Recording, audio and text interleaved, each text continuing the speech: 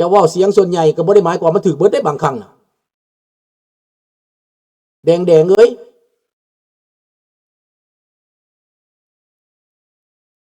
เสียงส่วนใหญ่บางครั้งก็ไม่ใช่ประชาธิปไตยนะครับถ้าไม่เคารพกฎหมายได้เสียงส่วนใหญ่มาด้อนซื่อย้อนหลักย้อนบิดเบือน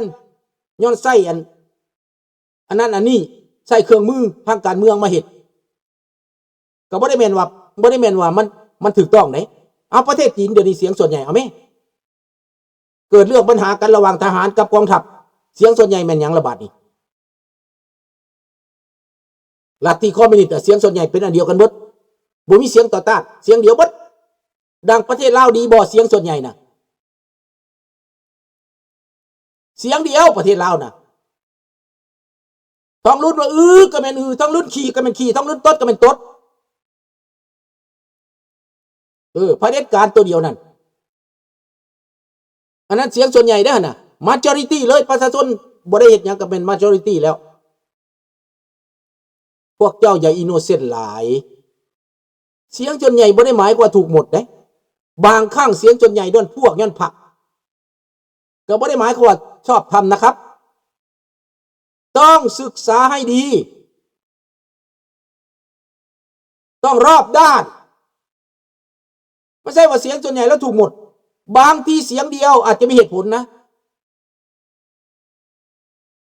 บางทีล้านเสียงก็กลายเป็นซ้ายจัดขวาจัดได้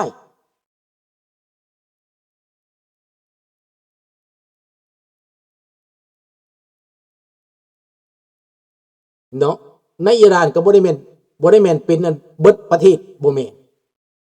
เห็นบอกเขากำลังลุกลานขึ้นมาเขากำลังลุกขึ้นต่อต้านแปลว่าบ่แม่น100%ได้ในอิหร่านก็บ่แม่น 100% ยังมีขบวนการต่อต้านยังมีขบวนการลุกขึ้นประท้วงแสดงว่าอำนาจคุมไว้ซื่อๆเผด็จการอำนาจซื่อๆแต่คนอิหร่านบ่ได้แม่นเผด็จการเบิดประเทศได้บ่แม่นได้เห็นบ่ในจีนคือกันเพราะว่าประชาชนจีนบ่มีเสียง no voice มีแต่เสียงบักสีกับพวกมันเท่านั้น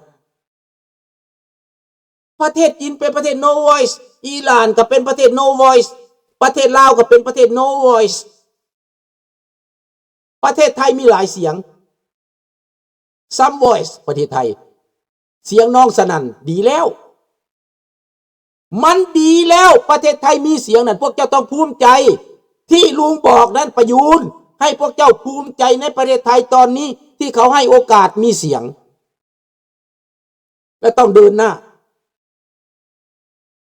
ฟังบุดีประเจิดลุงสุตราต้านประเทศไทยบอกปฏิวาได้หนะ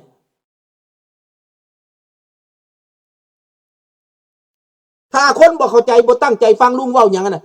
มันต้านประเทศไทยมันสร้างประเทศไทยปฏิวา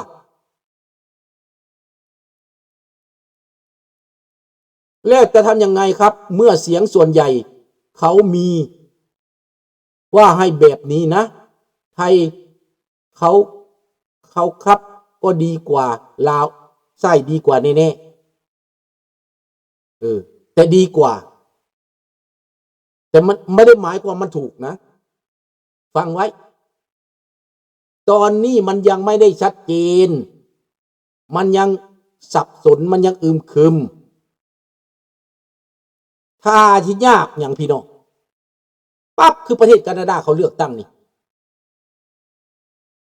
มันมีคอมมิตี้เขามากรรมการเขามามันมีความเสื่อมันมีความไว้ใจเจ้าจะไปโลภไปลายบ่ได้เขาจับกล้องเบิดถูกแจและกรรมการเขาก็ยืนกวดเบิดและพวกกรรมการเหล่านั้นไว้ใจได้เบิดผู้นับเสียงผู้กวดกาเขามีทุกฝ่ายแล้วเขาก็ยอมรับกันได้เลือกตั้งปุ๊บฮู้จักกลางคืนเนี่ยโลดฮู้จักโลดนั่นหมายความมันมีคุณภาพในประเทศไทยเราคุณภาพมันยังไม่ได้เสียงใหญ่ก็ยังไม่ได้ก็ต้องพัฒนาต่อไปต้องสู้ต่อไปนะครับนั่นแหละฟังยากเด้อคันคนบ่เข้าใจนะการเมืองไม่มีภาวะสเตเบิลที่ตรงไหนหรอกการเมืองยังไม่ไงมันก็ต้องมี ภาวะเป็นซิกเป็นไซโก้ถ้าการเมืองนิ่งไม่ใช่การเมืองหรอกเพราะนี่คือสังคมมนุษย์ที่มีประชาธิปไตยยังไงมันก็ต้องมีการแทรกแซงแรงต้านธรรมดามันไม่ธรรมดาครับถ้าไปยอมรับว่ามันธรรมดานั้นมันไม่ใช่แล้วดังนั้นทุกคนนี้ต้องใฝ่ฝันหาความที่ดีกว่าทุกวันนะถ้าคุณบอกว่าอันนี้พอแล้วนี่รถคุณจอดไว้เลยจอดท่าตายเลยนะจอดท่าตายเลยตราถ้าคุณยอมว่ามันธรรมดาไม่ต้องทำอะไรแล้วไม่ต้องปฏิรูปอะไรแล้วไม่ต้องแก้อะไรแล้วนอนท่าตายเลยเข้าใจไหมแล้วไม่ต้องหายใจอีก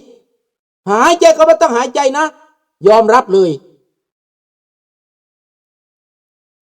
อันนั้นเราก็ว่ากันถ้ามีความจริงมีเหตุผลก็โอเคนะมันนอนไม่ได้นะมันยอมรับไม่ได้เป็นบ่เขาต้านกับเปลเขาบ่ยอมรับเป็นบ่ล่ะต้องสู้เข้าใจแล้วนะธรรมดาและตามภาวะต้องสู้คันหู้ว่าบ่เป็นธรรมมันต้องสู้มันจะนอนท่าบ่ได้นะดังนั้นประเทศไทยในตอนนี้เป็นภาวะที่กำลังต่อสู้อยู่เป็นภาวะที่กำลังต่อปฏิรูปอยู่อันนี้เป็นเรื่องปกติเข้าใจดังนั้นประชาชนอย่านิ่งเฉยอย่านอนดูได้ต้องติดตามเคลื่อนไหวกันทุกที่ทุกแห่งมันจึงถูกต้อง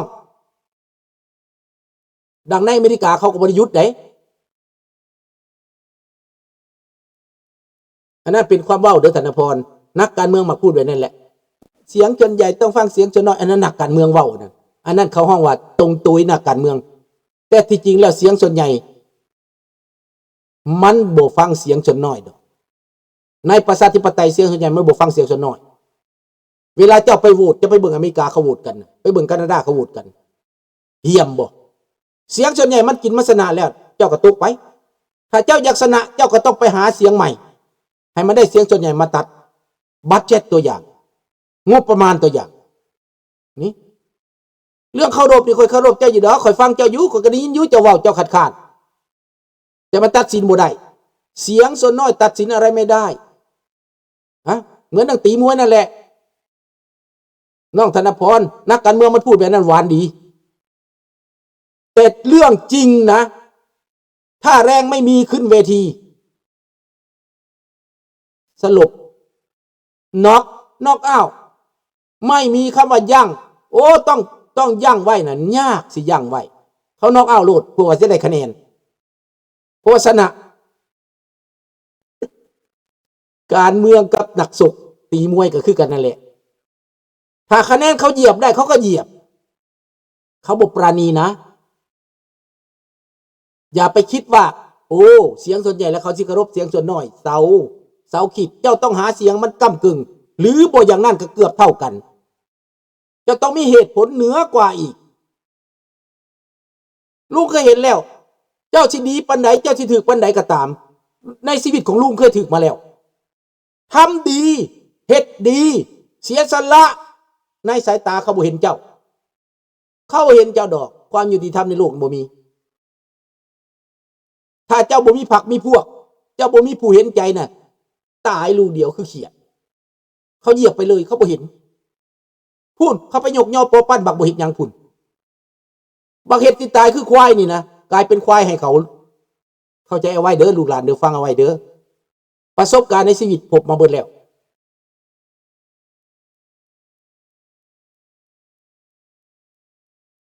อำลาพระจากเท่านี้เป็นบทเรียนนะลูกหลานนะ